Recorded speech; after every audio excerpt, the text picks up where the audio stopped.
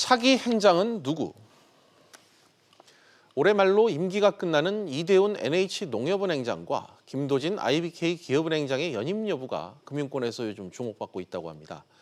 임기를 보내면서 거뒀던 경영 성과를 보면 연임 가능성이 높다는 의견도 있지만 농협은행과 기업은행의 특성상 연임이 또 쉽지 않다, 이런 전망도 나오고 있습니다.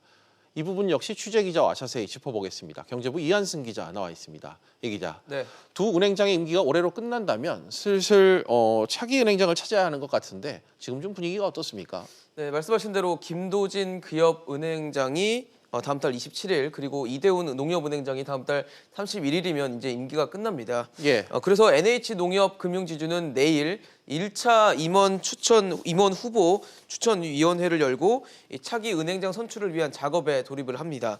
그리고 기업은행장 같은 경우는 중소기업은행법에 따라서 이 금융위원장에 제청을 하고 또 대통령이 임명하는 절차를 거치게 됩니다. 네.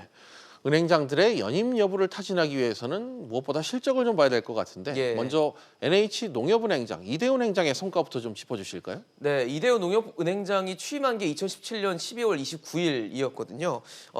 이대훈 행장이 취임하기 전인 2017년 농협은행의 순이익이 6,500억 원 정도였는데 사실상 취임 첫 해라고 할 수 있는 2018년에는 2배에 가까운 1조 2천억 원을 넘겼습니다.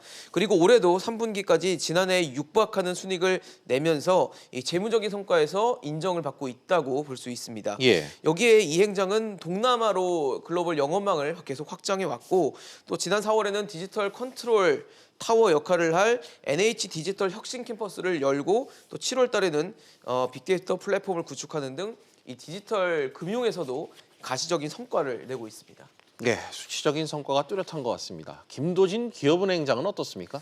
네, 김 행장은 2016년 12월 23일부터 임기를 시작을 했는데요.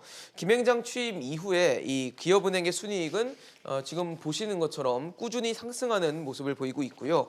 또 올해도 3분기까지 지난 한 해 실적의 78% 정도의 순이익을 달성하면서 순항을 하고 있습니다. 김 행장 역시 기업은행 최초의 해외 M&A로 IBK 인도네시아를 출범시키면서 글로벌 시장에서 성과를 내왔고요.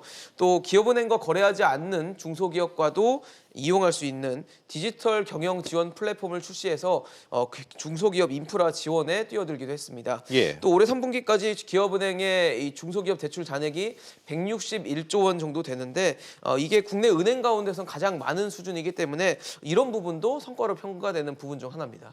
네, 말씀하신 대로라면 두 행장 모두 실적이 상당히 좋은데 연임 여부를 장담할 수 없다, 이런 관측이 나오는 건 이유가 뭡니까?